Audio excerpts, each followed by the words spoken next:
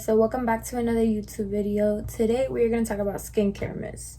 Here are a couple skincare myths that a lot of people think are true, but they're really not. So today we finna debunk them. Number 1, oily skin does not need to be moisturized, and that is so not true. Oily skin can be dehydrated. Oily skin needs to be moisturized as much as dry skin needs to be moisturized. Oil, which is also known as sebum, its main purpose is to trap in the water. It acts as a barrier so water does not escape our skin, but the thing is that it doesn't hydrate, so hence why you need a moisturizer. And moisturizer is not going to make your skin more oily as most people may think it's necessary. And if you have oily skin like I do, you need to moisturize. Number 2, natural is better, and natural is not better. Natural on skincare, on beauty, is a marketing thing. They put natural on the bottle so their products sell more, when in actuality natural is an unregulated term in the skin and beauty industry, so any company can put the term natural and have no repercussions for it, and there's no baseline for what natural is. Natural does not always mean better.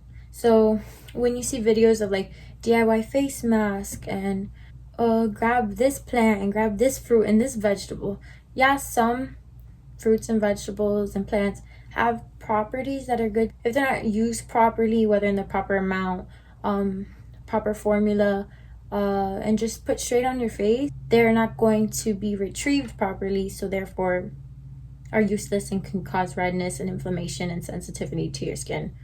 Number 3, if it stings, it's working. I've heard that so many things with, like, you know, the lip plumpers and with whatever plumping products, if it stings it works, which isn't true. If it's something is stinging, your body's telling you, you should wash it off. No product really should be stinging, even though there are ingredients that may cause that tingling sensation, like peppermint and menthol. For some people, one product may have a tingling sensation that's bearable, but to others it may be more severe and cause redness and have like some type of reaction to it, a negative reaction to it. If you put something on your face and it's tingling and there's no marketing or that's not what the product is doing, wash it off immediately. Severities and how much it stings can do with the user sensitivity. If someone has skin fissures, commonly known as micro tears in their skin, it could cause the product to have a more intense reaction. Which brings me into the next one, number 4. Constant exfoliation will make your skin smooth. So people who use this product right here or similar ones, even though there's so much rage about the St. Ives scrub, it's causing damage to your skin. This type of exfoliants have different shaped particles, which causes an uneven exfoliation. It could be very damaging and cause micro tears, which are skin fissures. Over exfoliation is not good. Scrubs aren't really the best way to go. There are a lot better things out there that are more targeted, like AHAs and BHAs. But if you're gonna use manual exfoliation, aka scrubs, sponges, stuff like that, it should be used max once a week. And the apricot one is not a good one. There are better ones where the particle sizes are more evenly distributed and won't cause damage to the skin. Using scrubs for more than a week will even cause your skin to peel. Number 5, eye creams are an important step. I'm gonna keep this short and sweet. Eye creams are basically expensive moisturizers. If you are putting on moisturizer and you put it around your eye area and it's a good moisturizer, you don't need an eye cream. There's nothing for it except for a marketing scheme to make you think that you need to buy a separate product for your eyes. Now for the next one. Artificial fragrance is the bad type of fragrance. Fragrance in general should not be used in skincare. It's unnecessary, provides no health benefits, and it makes you smell better, which in turn can cause sensitivity to the product over time if you are sensitive to fragrances. It makes a really good product that anybody can use unusable for someone with sensitive skin because they add fragrance into it, and it could cause redness and inflammation with them. All fragrance is bad and unnecessary. Some bottles may not list that it has fragrance, or it'll say no added fragrance. You need to look for the bottles that say fragrance free. A way that they'll also market it is in the ingredient list. They won't necessarily list fragrance, but they'll separate it out to the different essential oils or plant extracts that are used to make it seem like, you know, just reading the bottle there's no fragrance, but in actuality essential oils are fragrance. They are the natural ones, but fragrance nonetheless. The next thing, skincare is for older women. Skincare is for everybody. Skincare is something that should be taught for everybody. It is something that people should start as soon as they can and prevent damage that in the future they'll be wondering how to correct. Skincare doesn't have to be only for women.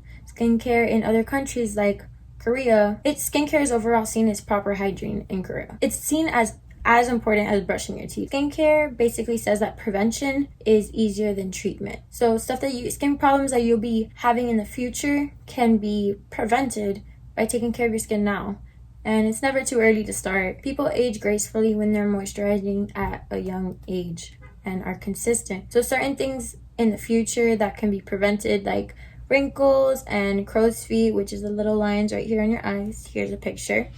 Is all about prevention. It brings me into my next point. Going into the sun improves your skin. Let's say you come back from the beach and like, oh, your skin looks a lot better. Have you gone to the beach? I've heard that so many times. And yeah, your skin may temporarily look better, and it's because when you tan a little bit, it helps to mask the problems in your skin. The UV rays dries up your skin, which causes, your skin to look temporarily better, but in actuality the UV rays ends up worsening your skin. The biggest percent of premature aging is due to sun damage. Sunscreen should be worn every single day. Sunscreen should be reapplied every so often throughout the day. I'm at fault because I wear sunscreen every single morning, but I want to reapply it. It's better to have a physical sunscreen over a chemical sunscreen. If you want me to make a video about sunscreens that I like, dislike, leave a comment down below. And last but not least, price indicates the effectiveness of a product. Drugstore products could be as effective and even more effective as some high-end products. Some high-end products, you're paying for the brand itself and not the actual product that's inside. That's really seen in